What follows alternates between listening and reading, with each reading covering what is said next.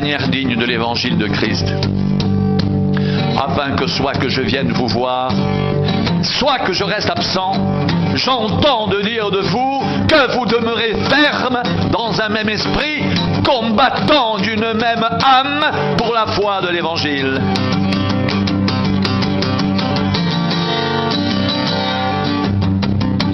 Sans vous laisser aucunement effrayer par les adversaires. Ce qui est pour eux une preuve de perdition, mais pour vous de salut, et cela vient de Dieu.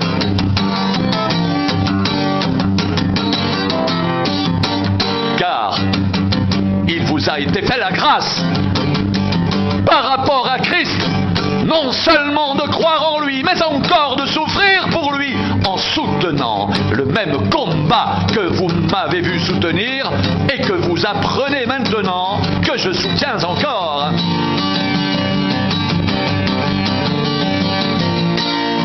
S'il y a quelque consolation en Christ, s'il y a quelque soulagement dans l'amour, s'il y a quelque communion d'esprit, s'il y a quelque compassion et quelque miséricorde, rendez ma joie parfaite, ayant un même sentiment, un même amour, une même pensée, une même âme. Ne faites rien par esprit de parti ou par vaine gloire, mais que l'humilité vous fasse regarder les autres comme étant au-dessus de vous-même, que chacun de vous, au lieu de considérer ses propres intérêts, considère aussi ceux des autres. Ayez en vous les sentiments qui étaient en Jésus-Christ.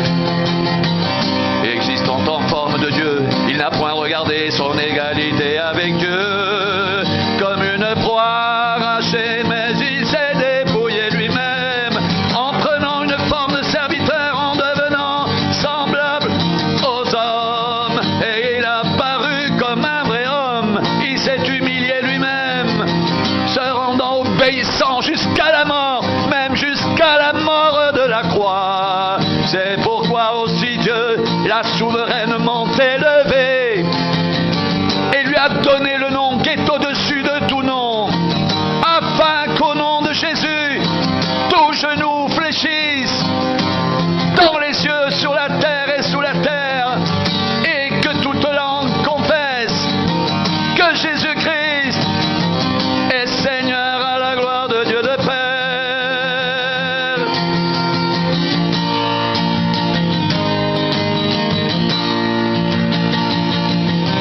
Si donc il y a quelque consolation en Christ,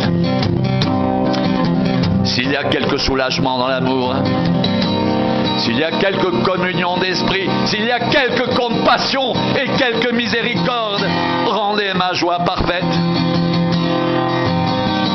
Ayant un même sentiment, un même amour, une même âme, une même pensée, ne faites rien par esprit de parti ou par vaine gloire, mais que l'humilité vous fasse regarder les autres comme étant au-dessus de vous-même.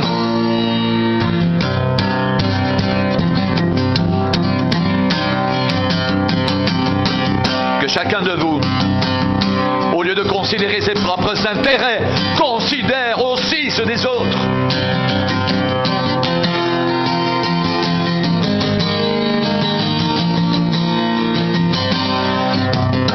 Ayez en vous les sentiments qui étaient en Jésus-Christ. Existant en forme de Dieu, il n'a point regardé son égalité avec Dieu comme une proie arrachée, mais il s'est dépouillé lui-même en prenant une forme de serviteur, en devenant semblable aux hommes, et il a paru comme un vrai homme. Il s'est humilié lui-même, se rendant obéissant jusqu'à la mort, même jusqu'à la mort de la croix. C'est pourquoi aussi Dieu l'a souverainement élevé et lui a donné le nom qui est au-dessus de tout nom, afin qu'au nom de Jésus, tout genou fléchisse dans les cieux, sur la terre et sous la terre, et que toute langue confesse que Jésus-Christ est Seigneur, à la gloire de Dieu le Père.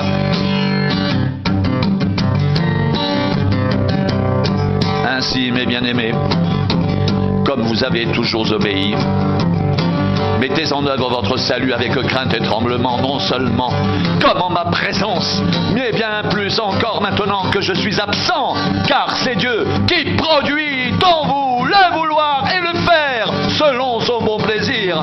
Faites toutes choses sans murmure ni hésitation, afin que vous soyez irréprochables et purs, des enfants de Dieu irréprochables au milieu d'une génération perverse et corrompue, parmi laquelle vous brillez comme des flambeaux dans le monde, portant la parole de vie. Et je pourrais me glorifier au jour de Christ de n'avoir pas couru en vain ni travaillé en vain. Et même si je sers de libation pour le sacrifice et pour le service de votre foi, je m'en réjouis et je me réjouis avec vous. Vous aussi réjouissez-vous de même et réjouissez-vous avec moi.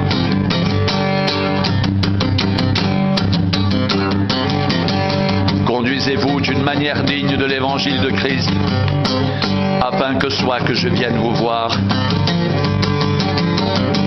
soit que je reste absent. J'entends de dire de vous que vous demeurez ferme dans un même esprit,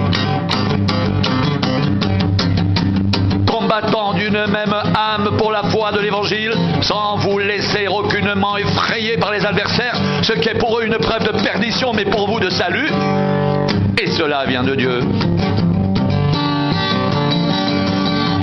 Car il vous a été fait la grâce par rapport à Christ,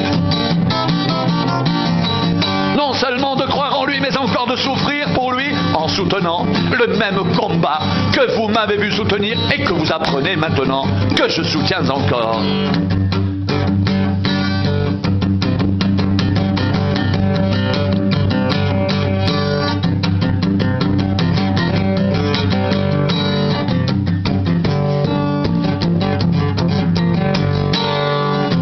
Je n'ai personne ici qui partage mes sentiments pour prendre sincèrement à cœur votre situation. Tous, en effet, cherchent leurs propres intérêts et non ceux de Christ.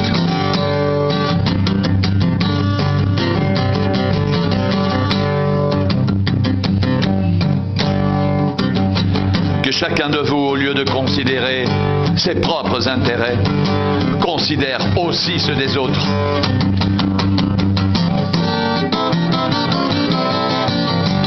Et bien-aimés, comme vous avez toujours obéi, mettez en œuvre votre salut avec crainte et tremblement, non seulement comme en ma présence,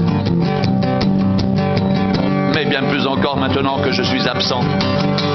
Car c'est Dieu qui produit en vous le vouloir et le faire selon son bon plaisir. Faites toutes choses sans murmure ni hésitation, afin que vous soyez irréprochables et purs, des enfants de Dieu irréprochables au milieu d'une génération perverse et corrompue, parmi laquelle vous brillez comme des flambeaux dans le monde, portant la parole de vie. Et je pourrais me glorifier au jour de Christ de n'avoir pas couru en vain, ni travaillé en vain. Et même si je sers de libation pour le sacrifice et pour le service de votre foi, je m'en réjouis. Et je me réjouis avec vous tous. Vous aussi, réjouissez-vous de même et réjouissez-vous avec moi.